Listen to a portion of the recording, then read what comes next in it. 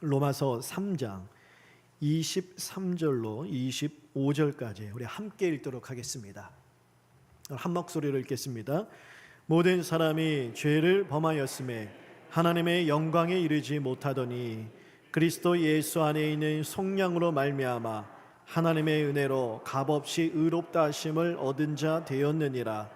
이 예수를 하나님이 그의 피로써 믿음으로 말미암는 화목제물로 세우셨으니 이는 하나님께서 기일이 참으시는 중에 전에 지은 죄를 간과하심으로 자기의 의로우심을 나타내려 하심이니. 아멘. 오늘 23절에 보시면 모든 사람이 죄를 범하였음에 하나님의 영광이 이르지 못한다라고 기록하죠. 우리 지난주에 살펴본 말씀이잖아요. 불경건과 불의로 말미암아 나타난 하나님의 진노 가운데에 나는 죄 없다 할 사람이 아무도 없다라는 거예요. 다 하나님의 영광에 이르지 못했습니다. 불경건, 즉 하나님 없이 살아가는 것 자체가 하나님 앞에서 죄라는 거예요. 우리는 죄하면 어떤 하지 말아야 할 것을 하는 것을 죄라고 여기지만 단순히 그것이 죄가 아니라 하나님 입장에서는요, 하나님 없이 살아가는 것, 하나님을 믿지 않는 것, 하나님과 관계없이 살아가는 삶 자체가 불경건이요, 그것이 죄예요. 그리고 그러한 삶에 불의한 열매들이 나타난다. 그래서 하나님의 영광에 이르지 못한다는 것이죠. 이렇게 아담이 죄를 범함으로 말미암아 아담의 후손으로 태어나는 모든 인류의 사람들은 다 불경건과 불의로 말미암은 죄 가운데 태어나고 죄 가운데 삽니다. 온 세상이 다 죄로 부패했어요. 근데 하나님은 그런 죄로 물든 세상을 사랑하셨어요. 오해하지 마세요. 우리가 죄악된 세상을 사랑한다는 것과는 다른 말이에요. 우리가 죄악으로 물든 세상을 사랑한다는 것은 죄를 사랑한다는 것이죠. 근데 하나님은 그 죄를 사랑하신다는 것이 아니라 죄로 물들어 부패하여 변질했지만 하나님이 창조하신 세계예요. 하나님이 창조하신 이 세상을 하나님은 여전히 사랑하신다. 얼마나 사랑하시느냐. 로마서 5장 8절에 우리가 아직 죄인 되었을 때에 그리스도께서 우리를 위하여 죽으심으로 하나님께서 우리에 대한 자기의 사랑을 확증하셨느니라. 우리가 아직 죄인 되었을 때, 하나님의 진노 아래 머물러 있을 때, 하나님과 원수 되었을 때에 하나님은 우리를 사랑하셔서 그의 아들을 내어 주시기까지 하셨다. 그만큼 우리를 사랑하신다. 우리는 스스로 구원을 이룰 수 없습니다. 불경건, 불의로 말미암아 하나님의 진노 아래 처해 있어서 우리는 영적 사망에 처해 있기 때문에 이 영원한 형벌, 지옥 형벌에서 벗어나기 위하여 그 어떤 것도 할 수가 없어요.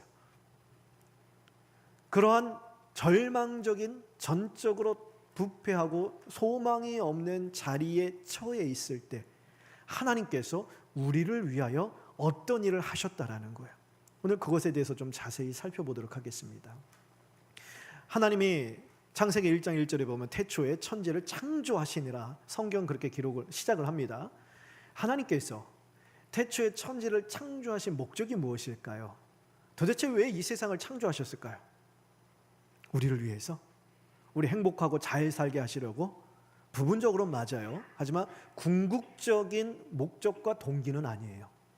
하나님께서 세상을 창조하신 궁극적인 목적, 우리를 위해서가 아니라 하나님을 위해서예요.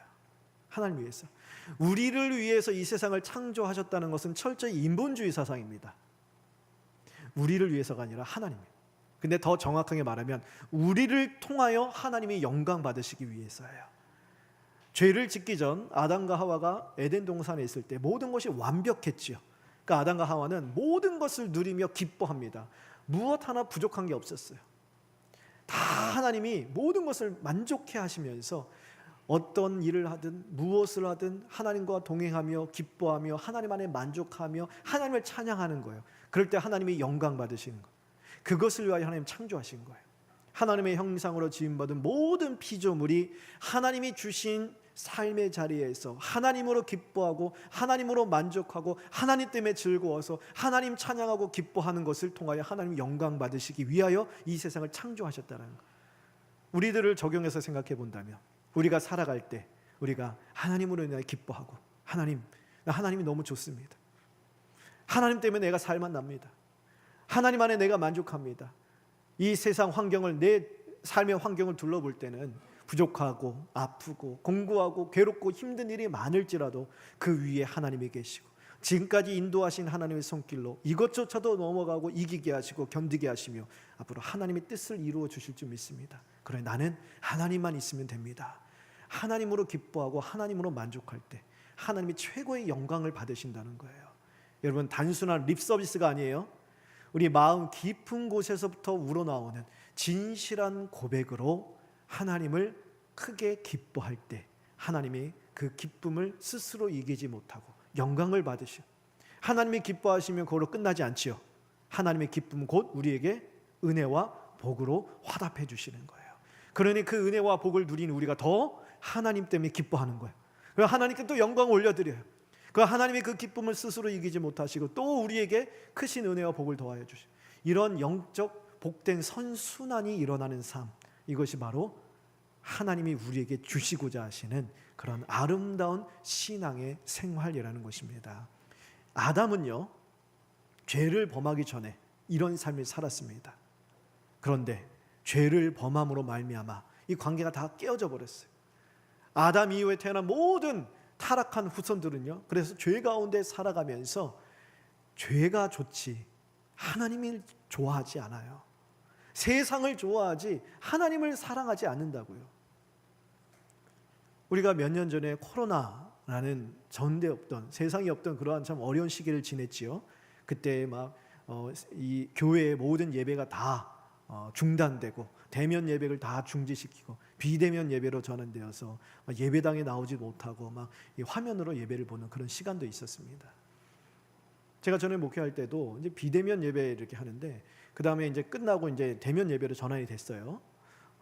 제가 그 목회하던 그쪽이 광진구에 있었는데 갑자기 생각이 났는데 광진구청에서 매주 와서 진짜 예배당 그 앞에 딱 현관 있죠. 예배당 문에서 탁 매주 그랬어요. 매주. 그런 시기가 있었잖아요. 그러면서 우리 성도님들이 어떻게 했습니까? 빨리 이 시기가 지나고 빨리 이 자리에 나서 함께 예배 자리를 그토록 갈망했잖아요. 그러다 대면 예배가 다시 시작됐어요. 그래서 이제 토요일 날 예를 들어서 이번 주일부터 오시면 됩니다. 이번 주에 꼭 다 오셔서 함께 기쁨으로 예배 드립시다. 다 그 문자를 받고 소식을 듣고 얼마나 기뻤겠어요. 그래서 주일이 되어서 막 한꺼번에 달려나와서 막 기쁨으로 다 예배를 드리잖아요. 근데 어떤 집사님이 저한테 끝나고 예배를 끝나고 주일날 끝나 집에 가면서 저한테 고해성사 같은 걸 하시는 거예요. 천주교에서 하는 고해성사처럼 너무 마음이 괴로워서 이 말은 꼭 목사님께 하고 가야 되겠대. 무슨 말이라고 했더니 오랜만에 교회에 오게 돼서 너무 기쁘고 즐거웠는데 그렇게 토요일 날 잠을 설치고 주일 날 일찍 일어나서 교회를 가려고 했더니 나도 모르게 되게 귀찮아지더래요. 그만큼 교회에 나오지 못하는 시기 화면으로 예배 드릴 때 너무 편했다라는 거예요. 교회에 안 나가니까 솔직히 말하면 너무 편했다라는 그 말을 하는 거예요. 그래서 오랜만에 교회 나오니까 교회 나오는 건 너무 좋긴 한데 너무 힘들었다. 너무 익숙해져서 안 나가는 게. 그게 무엇을 말하는 걸까요? 우리 본성 가운데는요, 우리 마음 가운데 죄를 죄로 여기지 않는 마음이 다 있어요. 죄가 너무 편해요. 세상께 너무 편해요. 익숙해요. 반대로 하나님 말씀대로 따라하는 것은 익숙하지 않아요. 불편해요. 하기 싫어요. 내 본성에 거슬리는 것이기 때문에. 이것이 바로 모든 사람의 죄를 범하였으며 하나님의 영광에 이르지 못하는 죄인의 상태라는 거예요. 본성적으로 세상이 좋지 하나님이 좋지 않아요. 여러분, 하나님이요, 만일 태초에 하나님이 천지를 창조하시나 하나님이 창조하실 때 이 세상을 취미생활로 심심하셔서 창조하셨다라면 이렇게 죄로 물들고 타락한 세상을요 한 번에 다 쓸어버리면 돼요. 다시 시작하시면 돼요. 우리 아이들 취미생활로 레고 만드는 아이들이 있지요. 레고를 만들거나 또는 어떤 옛날 우리 찰흙이라고 하는데, 그렇죠? 우리 때는 찰흙 놀이 했잖아요. 근데 요즘은 찰흙이 아니라 어떤 점토, 플레이도 같은 걸로 이렇게 해요. 그럼 뭘 만들어요. 잘못 만들었어요. 내가 원하는 대로 안 나왔어요. 그럼 어떻게 하면 돼요? 부시면 돼요. 왜 부시죠? 그러면 다시 만들면 되니까. 간단한 거. 하나님도 그러시면 돼요. 만일 취미로 심심해서 이 세상을 만드셨는데 하나님이 원하지 않는 결과가 나왔어요. 죄로 물들었어요. 타락했어요. 변질됐어요. 그럼 그냥 부숴버리면 돼요. 싹 쓸어버리시고 다시 시작하시면 돼요. 말씀으로 창조하셨잖아요. 말씀으로 다시 빛이 있으라. 그냥 말씀하시면 되는 거예요. 하나님은 그렇게 하지 않으신다는 거예요. 왜냐? 하나님의 영광을 위하여 창조하셨어요. 누구를 통해 영광 받으시기 위해서? 하나님이 직접 지으신 사람을 통해서. 그래서 사람이 죄를 범하여 타락하고 변질되었을지라도 하나님은 포기하지 아니하신다. 버리지 아니하시고 창조의 목적과 동기에 합당하게 죄로 물든 세상을 고치십니다. 이것이 바로 구속의 역사예요. 누구를 통해 고치시냐?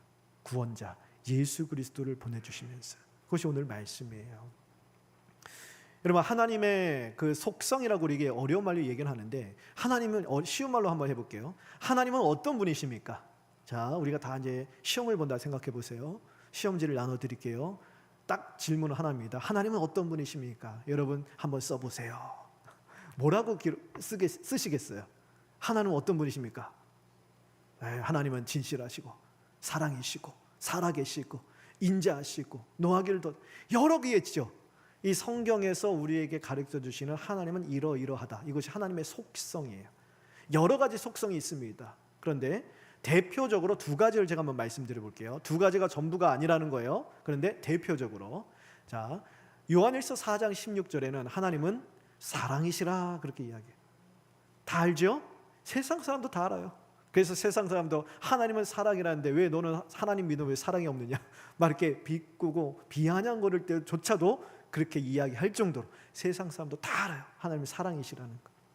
또 반대로 출애굽기 34장 7절에 보잖아요. 그러면 하나님은 벌을 면제하지 아니하시고 보응하신다라고 분명히 기록을 합니다. 자, 벌을 면제하지 아니하신다. 이 벌은 무엇이냐? 죄에 대한 벌이에요. 지난주에 말씀드렸죠. 하나님은 공의롭고 거룩하시기에 죄를 그냥 눈 감으실 수 없다는 거예요. 왜요? 공의로우시기 때문에, 거룩하시기 때문에. 거룩은 죄와 공존할 수 없어요.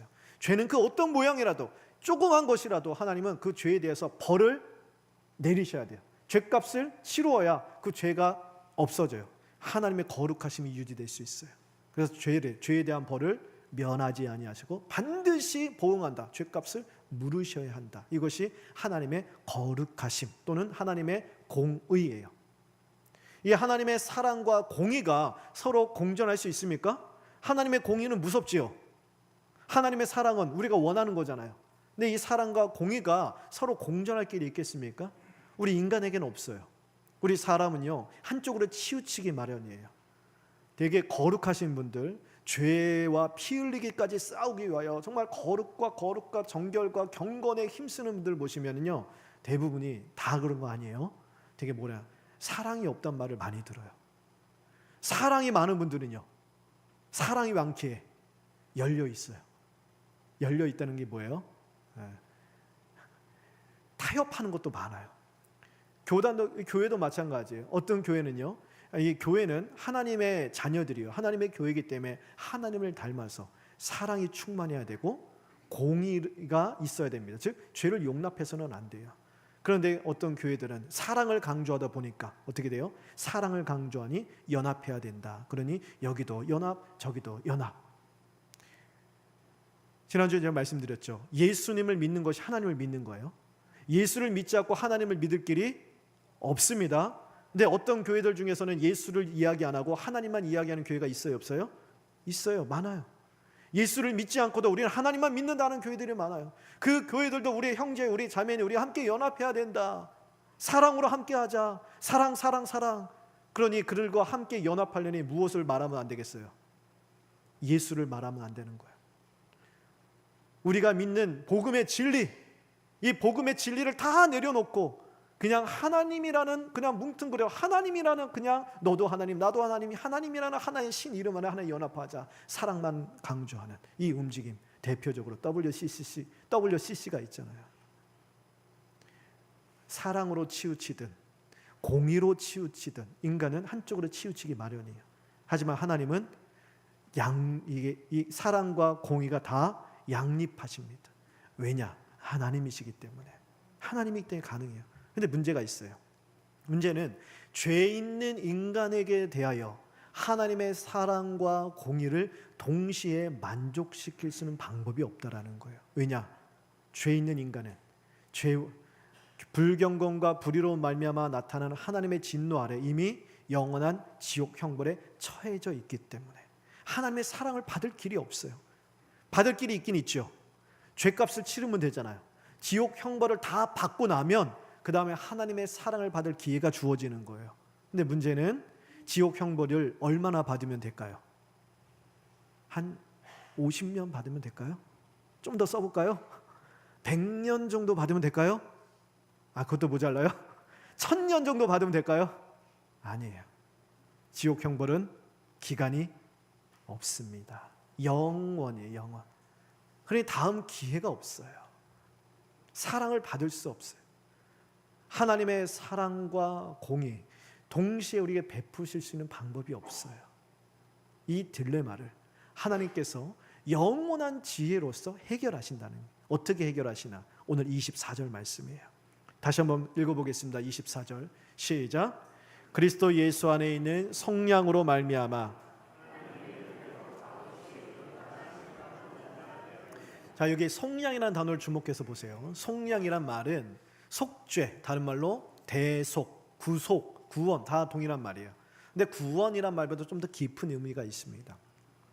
이 속량은 영어 성경으로 보통 redemption이라는 단어로 대부분 번역이 되는데 이 redemption의 말 ransom이라는 단어에서 나와요.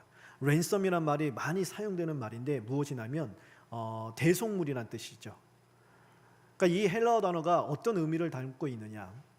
노예로 끌려간 사람들, 포로로 붙들려간 사람들, 그들을 몸값을 지불하고 데리고 온다는 뜻이에요. 자, 포로로 붙들려갔습니다. 그럼 포로 시장에 나가서 몸값이 책정되죠. 이 사람 몸값이 얼마다. 그러면 그 가격을 지불하고 내가 이 사람을 해방시키는 거예요. 이것이 속량이란 말이에요. 하나님께서 우리 이렇게 속량하셨다는 거예요. 어떻게 속량하시느냐? 우리가 죄와 사망 가운데 영원한 지옥 형벌을 받아야 하는 자리에 처해져 있지요. 거기에 우리의 생명값을 내놓고 우리를 건져낸다는 거예요. 우리의 죄값을 대신 지불하고 우리를 건져내신다는 거예요. 우리의 죄값을 대신 지불하는 것, 그것이 바로 대속제물이에요. 대속물을 주신다는 거예요. 이 대속물, 그래서 하나님은 대속물을 지불하시면서 우리의 죄를 다 씻어주시고, 죄를 씻었기 때문에 죄에 대한 형벌을 받을 필요가 없죠. 하나님의 공의가 만족됐죠. 그렇기 때문에 하나님의 사랑을 마음껏 우리에게 베풀어 주실 수 있다라는 거예요. 그래서 대속 제물이 필요한데 이 대속 제물에는요 조건이 있습니다. 사람이 지은 죄이기 때문에 사람이어야 돼요. 대속 제물이 되려면 사람이에요. 근데 사람 중에서 내가 받을 벌이 있는데 어떻게 남의 벌을 대신 받을 수가 있겠어요? 그래서 내가 받을 벌이 없어야 돼요. 즉 죄 없는 완벽한 사람이어야 돼요. 근데 이 세상에 그런 사람이 있습니까? 없다 그랬죠. 모든 사람이 죄를 범하였기에 하나님의 영광에 이르지 못해요. 사람 중에 그런 사람이 없어요. 대속물이 될 사람이 없어요. 그래서 하나님께서 스스로 사람이 되시는 거예요. 참 하나님이신 예수님께서 우리와 똑같은 참 사람이 되셔서 이 땅 가운데 오셔서 하나님이 인정하시고 하나님이 원하시는 모든 말씀을 다 지키셨어요. 하나도 빠짐없이. 그래서 예수님처럼만 살면 그래 인정한다, 구원받기에 합당하다, 예수님처럼만 살면 되는 거예요. 근데 이 세상에 예수님처럼 살 사람이 없잖아요. 그래서 예수님께서 우리가 살아야 하지만 살지 못하는 하나님 말씀대로 죄 하나 없이 완벽하게 하나님이 인정하실 만한 구원받을 만한 삶을 사시고 하나님 앞에 인정받으세요. 구원받기에 합당한 인정을 받으셔서 하나님의 앞에 너는 의롭다, 그 의로움을 얻으시고 그 의로움을 우리에게 주시고 십자가에서 우리의 죄를 대신 우리의 죄를 다 짊어지시고 우리에겐 죄밖에 없죠. 근데 예수님이 우리의 죄를 다 끌어안으시고 예수님에게는 의로움밖에 없죠. 그 의로움을 우리에게 대신 주시면서 십자가에 달려 죽으심으로 우리의 구원을 이루셨어요. 이것이 바로 대속제물이에요. 이 대속제물의 개념을 성경 또 다른 곳에서 좀 설명하는 곳이 있는데요. 우리가 새벽마다 지금 민수기를 새벽마다 그 생명의 삶 큐티 본문으로 묵상하고 있습니다. 아마 이번 화요일 날 이 본문이 나올 것인데, 민수기 35장에 보면 간단히 설명드릴게요. 하나님께서 이스라엘 백성들이 약속의 땅 가나안 땅에 들어갔을 때 도피성을 마련해 주세요. 요단강을 기준으로 서쪽에 3군데, 동쪽에 3군데 도피성을 지정하십니다. 도피성이란 악의적으로 사람을 죽인 게 아니라 부지간에, 즉 내가 의도하지 않았어요. 실수로, 나도 모르게 해서 우발적인 이 실수로 살인을 저지른 경우 그 사람은 도피성으로 피할 수 있도록 하나님이 제도를 마련해 주십니다. 그런데 도피성으로 피한 그 사람이 언제까지 거기에 머물러 있어야 되느냐? 도피성으로 나가잖아요. 그러면 이제 그 실수로 죽였다고 하더라도 그 피해자가 있잖아요. 피해자의 가족들이 피해 보복을 할 수가 있습니다. 하나님 합법적으로 보복할 수 있게 하셨어요. 그렇기 때문에 도피성에서 나가면 안 돼요. 도피성을 나갔다가 누군가 가족의 피해 복수를 해도 그것은 전혀 죄가 되지 않는다 하는 말씀하세요. 근데 도피성 안에 있을 때는 보복할 수가 없어요. 피난처기 때문에. 그럼 언제까지 도피성에서 있어야 되느냐? 제사장이 죽을 때까지. 제사장이 죽고 나면 그의 죄도 다 사라져요. 그래서 안전하게 고향으로, 삶의 터전으로 돌아갈 수가 있어요. 생각해 보세요. 제사장의 죽음과 실수로 사람을 죽여서 도피성에 피한 사람의 그런 생명과 무슨 연관이 있어요? 가족이에요? 아니잖아요. 일명치도 없어요. 그냥 하나님이 세우신 제사장이에요. 근데 하나님은 제사장의 죽음을 이 사람의 죽음값으로 보신다라는 거예요. 대속의 개념이죠. 제사장의 죽음으로 말미암아 실수로 사람을 죽이고 도피성으로 피한 이 사람은 응당 그 죄에 대한 값을 치루어야 돼요. 피의 값을 치루어야 돼요. 피를 흘려 죽어야 돼요. 죽어야 마땅한 이 사람의 생명을 이 제사장의 생명으로 대신한다는 거예요. 이것이 속죄예요. 속량, 대속죄물. 이와 같이 하나님께서 예수 그리스도를 우리 죄에 대한 대속물로 삼으시며 하나님의 사랑과 공의를 동시에 온전히 만족시키셨다라는 거예요. 25절 한번 보시겠습니다. 자, 25절 우리 같이 한번 읽어보겠습니다. 시작. 이 예수를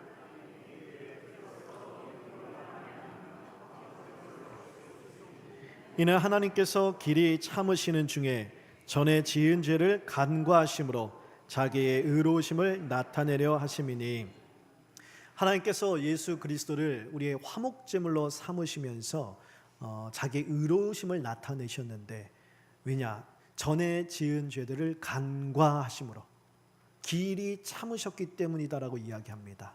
여기서 또 하나의 중요한 단어가 나옵니다. 간과하심이라는 단어를 잘 보세요. 간과하다는 것은 넘어간다는 뜻이에요. 지나쳐간다는 것이에요. 뛰어넘는다는 것이에요. 무슨 말씀인가 하면, 우리가 예수 그리스도를 믿잖아요. 그러면 과거에 지은 모든 죄, 현재 짓는 죄, 앞으로 우리가 이 땅에 살면서 짓는 모든 죄를 다 용서받습니다. 그 모든 죄들이 하늘 법정 앞에서 의롭다함을 얻어요. 다 무죄 선언을 받아요. 그래서 의롭다함을 얻어요. 그런데 예수님께서 십자가에 달려 죽으시기 전에 살던 사람들은요, 쉽게 말하면 구약시대 구약 백성들, 이스라엘 백성들은 어떻게 죄 사함을 얻습니까? 이스라엘 백성들은 예수님이 아직 십자가에 달려 죽으시지 않으셨잖아요. 어떻게 죄 사함을 얻죠? 날마다 제사 드리는 거예요. 희생제물을 드리는 거예요. 희생제물을 드리면서 하나님께 죄의 용서를 구하는 거예요. 오늘 간과하심이란 것이 무엇이냐? 이스라엘 백성들이 그렇게 날마다 번제를 드리고 양과 소를 잡아 드리면서 나의 죄를 용서해 주시기를 간구할 때 하나님께서 그 피 흘린 희생제물의 피 흘림을 통하여 그들의 죄를 용서해 주신 게 아니라 간과하셨다라는 거예요. 다릅니다. 용서해 주셨다는 것은 정말 죄를 다 씻어 주시는 거예요. 근데 그렇게 하지 아니하시고 간과하셨다, 뛰어넘어가셨다, 건너가셨다라는 거예요. 마치 그 애굽에서 이스라엘 백성들이 출애굽을 할 때 마지막 10번째 재앙, 죽음의 천사죠.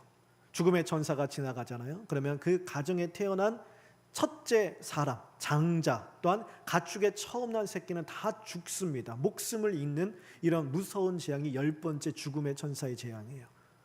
이스라엘 백성들도 다 여기에서 여기에 포함돼요. 벗어날 수 없어요. 이스라엘가 예외가 아니에요. 죽음의 천사가 지나가면 이스라엘 백성에 태어난 장자도 처음 난 새끼도 다 죽어야 돼요. 그런데 하나님께서 이스라엘 백성들에게는 무엇을 바르라 합니까? 그들의 문, 설주와 임방에 어린 양의 피를 바르라 해요. 어린 양의 피를 보면 죽음의 천사가 그걸 보고 그 집을 넘어간다라는 거예요. 이것이 간과한다는 거예요. 그들이 죄 없다는 게 아니에요. 그들도 똑같아요. 죽음의 천사 앞에서 죽어야 마땅하는 자들인데, 그런데 양의 피를 발랐기 때문에, 대속의 의미죠. 양의 피는 결국 누구의 피를 의미합니까? 이스라엘 백성들 각자의 집에 태어난 장자의 피예요. 그 장자가 그렇게 피 흘려 죽어야 마땅한데 어린 양의 피를 대신 문설주와 임방의 발음으로 말미암아 죽음의 천사가 그 피를 보고 건너 넘어갔다, 뛰어 넘어갔다. 그래서 이걸 영어로 패스, 지나쳐 패스, 우리 패스 가라 그러잖아요. 패스 오버, 그 문을 뛰어 넘어갔다, 집을 뛰어 넘어갔다, 패스 오버. 그래서 이것이 유월절이 됩니다. 유월절을 패스 오버이라고 부르고요, 오늘 25절에 간과하셨다, 이것이 패스 오버예요. 쉽게 말하면 예수님, 하나님께서 구약 백성들이 날마다 하나님 앞에 나와 희생제물의 피를 흘리며 나의 죄를 용서해달라고 간절히 구한 그들의 죄를 용서하신 게 아니라 다 그냥 간과하셨다는 거, 뛰어 넘어가셨다는 거. 언제까지요? 예수님께서 십자가에 달려 죽으실 때까지, 우리의 모든 죄를 끌어안으시고 우리를 위하여 희생제물로 죽으실 때까지 참으셨다. 그러다가 예수님께서 우리의 대속제물로 그 보결한 피를 흘리실 때 아담으로부터 쌓여왔던 지금까지 간과하셨던 모든 죄를 단번에 다 씻으신 거예요. 그때 하나님이 다 용서하시고 죄를 씻으신 거예요. 그뿐만이 아니에요. 여러분, 예수님이 십자가에 달려 죽으시는 그때를 기준으로 우리는 과거의, 현재의, 미래죠. 예수님의 죽으시는 사건, 십자가 사건 기준으로 볼 때 우리는 먼 미래에 사는 사람들이에요. 우리가 짓는 죄는요, 다 미래의 일들이잖아요. 죄들이잖아요. 하나님이 태초에 천지를 창조하시고 이 구원자 예수 그리스도를 통하여 우리를 구원하시려는 구원의 경륜을 세우실 때 우리가 지을 모든 죄들도 다 간과하시고 계시다가 예수님이 십자가에 달려 죽으실 때 그 모든 죄도 다 씻으셨다는 거예요. 이처럼 십자가에서 죽으신 예수 그리스도의 대속의 피를 통한 죄사함은요, 과거로는 아담까지 거슬러 올라갑니다. 아담의 죄부터 시작해서 미래는요, 예수님께서 이 땅에 재림하실 때에 마지막으로 구원받을 사람의 그 죄까지 다 포함하는 거예요. 이것이 바로 우리가 죄인 되었을 때 하나님께서 우리를 어떻게 사랑하셨는지 자기의 사랑을 확증해 보여주신 하나님의 구속의 역사입니다. 여러분, 우리는 그냥 예수님 믿고 구원받잖아요. 그렇죠? 물론 예수님 믿는 자체도 쉬운 일은 아니에요. 하지만 예수님 믿어 구원받았다, 이것이 어떻게 보잖아요, 어떻게 보면 너무 쉬워 보여요. 너무 가볍게 생각하는 경향이 있다고요. 예수 믿고 구원받아서 주일날 그냥 교회 나오고 직분받아 헌신하고 섬기고, 이것이 대수롭지도 않게 여길 때가 너무 많다라는 거예요. 근데 아니라는 거예요. 우리가 예수를 믿어 구원받기까지 하나님께서 태초부터 어떠한 예정을 하시고 어떠한 계획을 하시고 그 계획에 따라 예수 그리스도를 이 땅에 보내주시고 그리스도께서 우리의 구원을 위하여 어떠한 일을 이루시고 그리스도께서 우리의 대속물이 되어주신다는 것이 바로 이런 의미이시고, 우리의 죄를 간과하셨다가 십자가에 달리신 대속제물이신 예수 그리스도를 통하여 우리 모든 죄를 사하시면서 우리를 하나님 자녀 삼아 주신 이 놀라운 일, 이 구원의 경륜은 엄청난 역사, 엄청난 일이에요. 우리의 한 사람, 나라는 한 죄인을 구원하시기 위하여 하나님은 이렇게까지 우리를 사랑하시고 이렇게까지 자기의 독생자 예수 그리스도를 아낌없이 내어주셨다. 그리고 독생자 예수 그리스도는 그렇게까지 하나님께 철저하게 순종하셨다라는 거예요. 우리를 죄에서 구원하신 하나님의 구원의 역사는요, 죄사함뿐만이 아니에요. 우리에게 잃어버린 아주 중요한 한 가지를 회복시켜줍니다. 그것이 바로 하나님의 형상이에요. 사람이 하나님의 형상으로 지음받았다 성경 이야기하죠. 하나님께서 천지를 창조하시고 에덴 동산에 아담을 지으실 때 하나님의 형상을 따라 창조하셨어요. 이 하나님의 형상은 두 가지가 나눌 수가 있어요. 좀 어려운 말을 쓸게요. 내적인 하나님의 형상이 있고 외적인 하나님의 형상이 있습니다. 이 내적 하나님의 형상이란 것은 무엇이냐면 짐승, 동물과 구별되는 거예요.